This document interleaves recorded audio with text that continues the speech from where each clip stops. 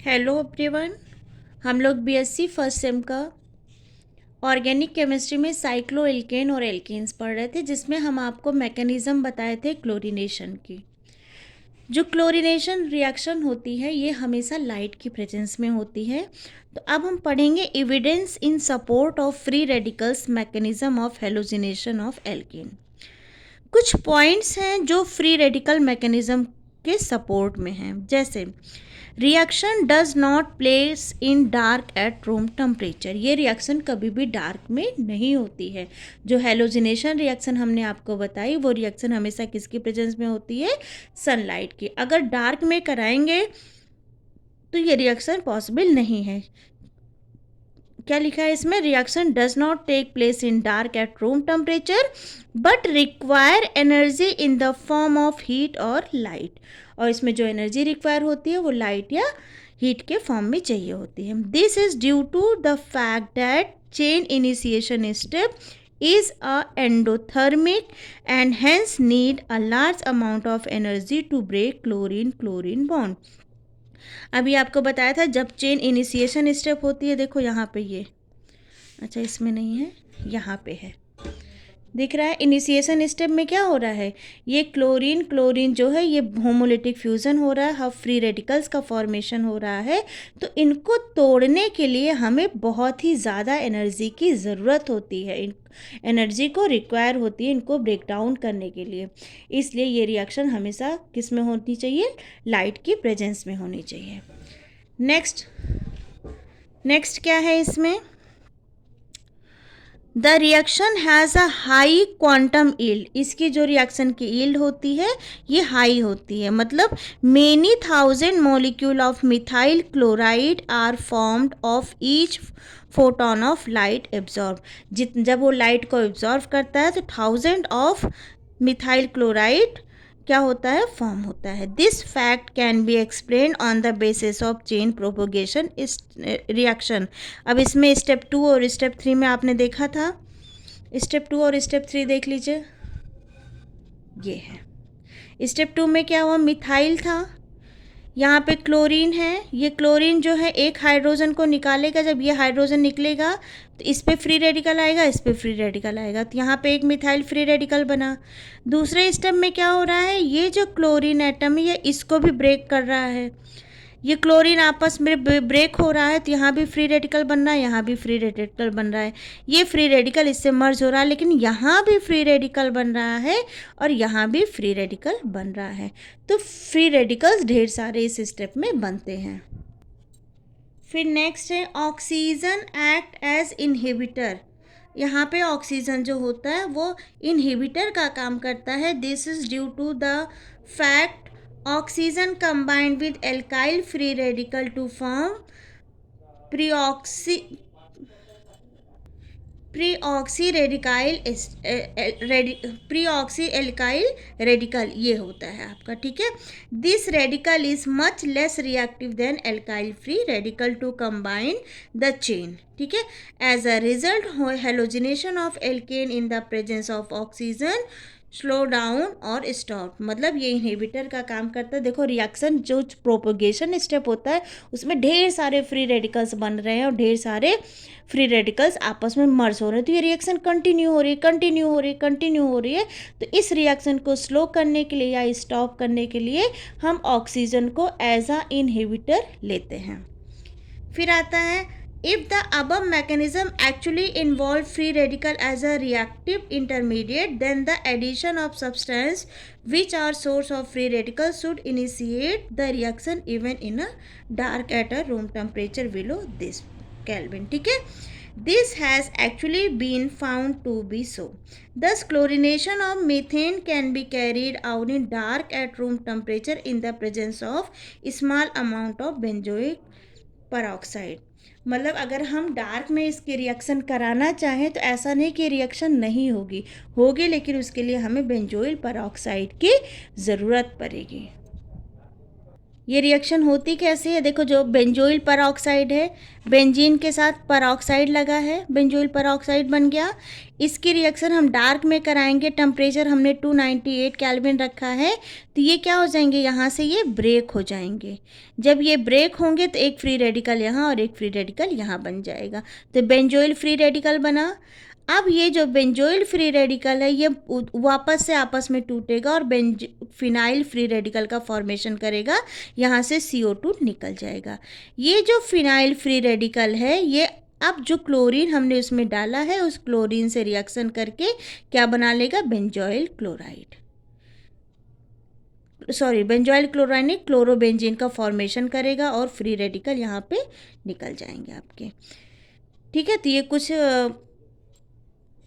ये कुछ एविडेंस थे जो फ्री रेडिकल के सपोर्ट में थे। मैंने क्या बोला, मोस्टली ये रिएक्शन लाइट में होती है, डार्क में ये रिएक्शन नहीं होती है। डार्क में कराने के लिए हमें बेंजोइल परऑक्साइड का सहारा लेना पड़ेगा। ठीक है, और ये क्योंकि चेन प्रोपगेशन रिएक्शन में हमने देखा था रिएक्शन बहुत फास्ट हो रही थी, कंटिन्यू होती जा रही थी, तो उसको स्लो करने या स्टॉप करने के लिए हम ऑक्सीजन को एज इनहिबिटर लेते हैं। क्लियर। अब नेक्स्ट टॉपिक है chlorination and bromination of propane, butane and isobutane. Topic क्या है, नेक्स्ट टॉपिक है हमारा chlorination and bromination of propane, butane and isobutane. तो सबसे पहले हम क्लोरीनेशन कराते हैं किसका, प्रोपेन का। प्रोपेन का फॉर्मूला क्या होता है, CH3CH2CH2। जब हम इसका क्लोरीनेशन कराते हैं बेटा लाइट की प्रेजेंस में, तो देखो इसमें दो तरह से, या तो क्लोरीन यहाँ साइड या इस साइड में जुड़ेगा या फिर क्लोरीन बीच में जुड़ेगा। तो दो तरह के प्रोडक्ट बनेंगे। एक तो हमारा बनेगा CH3CH2CH2Cl जिसको हम बोलेंगे N propyl chloride, N propyl chloride. दूसरा केस क्या हो सकता है, ये क्लोरीन इस पे आके अटैक कर ले, तो दूसरा प्रोडक्ट जो बन सकता है हमारा वो क्या बन सकता है, CH3CHClCH3। इसको बोलते हैं आइसोप्रोपाइल, आइसोप्रोपाइल क्लोराइड। अब देखो ये जो होता है ये हमारा आइसोप्रोपाइल क्लोराइड ये 55% बनता है, जबकि एन प्रोपाइल हमारा 45% बनता है। ये ज़्यादा स्टेबल होता है और ये कम स्टेबल होता है। ये हमारा बनता है 45% के अराउंड और ये हमारा बनता है 55% के अराउंड। अब ये तो हो गया किसका, प्रोपेन का। अब हम ब्यूटेन का कराएं, अगर ब्यूटेन का क्लोरीनेशन देखो, ब्यूटेन में 4 कार्बन होते हैं, CH3CH2CH2CH3। जब हम इसका क्लोरीनेशन कराते हैं लाइट की प्रेजेंस में, तो कितनी कंडीशंस पॉसिबल हैं, देखो इसमें दो। एक बार या तो इस किनारे जुड़े या फिर यहाँ बीच में। देखो बेटा यहाँ जुड़े या यहाँ जुड़े, यहाँ जुड़े या यहाँ जुड़े, प्रोडक्ट तो सेम आने हैं। इन दोनों का चाहे इस पोजीशन पे जोड़ो चाहे इस पोजीशन पे जोड़ो एक ही प्रोडक्ट आएगा, इस पोजीशन पे जोड़ो इस पोजीशन पे जोड़ो एक ही प्रोडक्ट आएगा। तो यहाँ भी दो तरह के प्रोडक्ट बनेंगे। एक तो आपका बनेगा एन ब्यूटाइल CH3CH2CH2Cl, इसको बोलेंगे N butyl chloride, N butyl chloride. और अगर हम Cl को यहाँ या यहाँ जोड़ेंगे तो दूसरा जो प्रोडक्ट बनेगा वो बनेगा आपका सेकेंडरी ब्यूटाइल क्लोराइड, CH3CH2CH3 और यहाँ पे लिख दो Cl। तो ये बन गया आपका क्या, सेकेंडरी ब्यूटाइल क्लोराइड।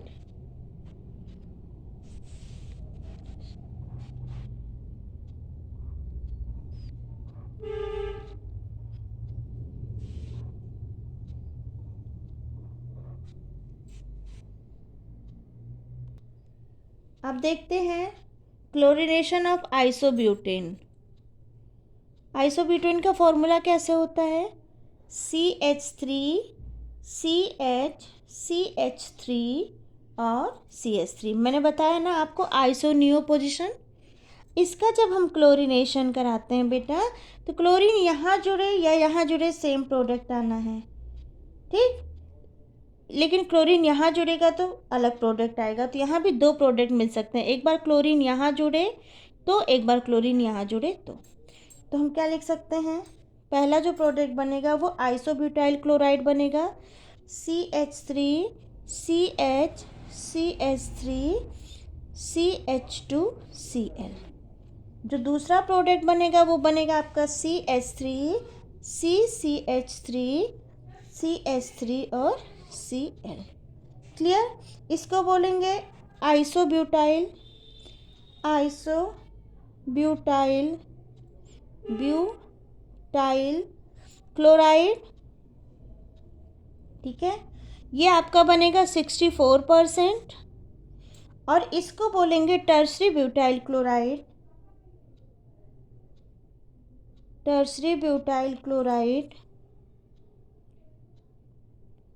ये बनेगा आपका 36%, ठीक है।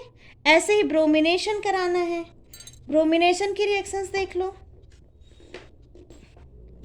जब प्रोपेन का ब्रोमिनेशन होगा, इसमें परसेंटेज ज़्यादा होते हैं क्योंकि मैंने बोला है क्लोरीन की रिएक्टिविटी ज़्यादा होती है। ब्रोमीन रिएक्शन तो क्लोरीनेशन जैसा ही देते हैं, लेकिन ब्रोमिनेशन में प्रोसेस थोड़ी स्लो होती है। तो अगर हम ब्रोमिनेशन की रिएक्शन कराएं, फोर्थ प्रोपेन का हम क्या करा दें, ब्रोमिनेशन। अगर हम प्रोपेन मॉलिक्यूल का ब्रोमिनेशन कराते हैं इन द प्रेजेंस ऑफ लाइट, ठीक है, तो एक तो एन प्रोपाइल बनेगा और एक आइसोप्रोपाइल बनेगा सेम, लेकिन परसेंटेज कम रहेंगे। जैसे जो आपका एन प्रोपाइल बनता है CH3 CH2 CH2Br, ये आपका बनेगा 3%, ठीक है।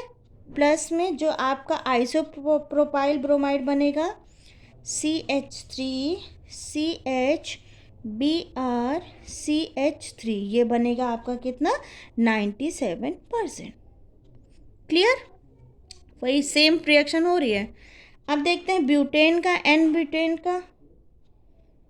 एन ब्यूटेन का ब्रोमिनेशन कराएं। ब्यूटेन में 4 कार्बन होते हैं, CH3 CH2 CH2 CH3। इसमें भी 2 ही तरह के प्रोडक्ट बनेंगे जैसे पीछे बना है, लेकिन परसेंटेज अलग अलग रहेगा। सबसे पहले तो एन ब्यूटाइल ब्रोमाइड बनेगा, मतलब ब्रोमीन चाहे यहाँ लगाओ चाहे यहाँ लगाओ, किनारे ही लगाना है, CH2 CH2Br, ठीक है। दूसरा जो प्रोडक्ट बनेगा इसको बोलेंगे एन ब्यूटाइल ब्रोमाइड, ये बनेगा आपको 2% के अराउंड। जबकि ये जो आइसोब्यूटाइल सेकेंडरी ब्यूटाइल ब्रोमाइड बनेगा, मतलब CH3 CH2 CH, यहाँ पे Br जोड़ दो सेकेंड पोजीशन पे और यहाँ पे लिख दो CH3। यहाँ से देखो 1 2 सेकेंडरी पोजीशन पे क्या है, Br, तो हम इसको क्या लिखेंगे, सेकेंडरी ब्यूटाइल ब्रोमाइड,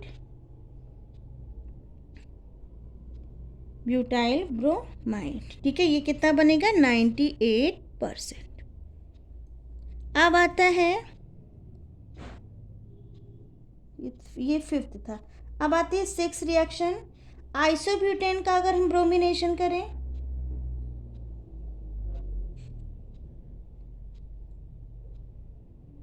ये आइसोब्यूटेन है, इसका जब हम ब्रोमिनेशन करते हैं किसके प्रेजेंस में, लाइट के प्रेजेंस में, ठीक है। तो वही है, चाहे Cl हम यहाँ लगाए चाहे यहाँ लगाए, एक ही बात हुई। यहाँ लगाए तो अलग बात हुई। तो यहाँ भी 2 तरह के प्रोडक्ट बनेंगे। एक बार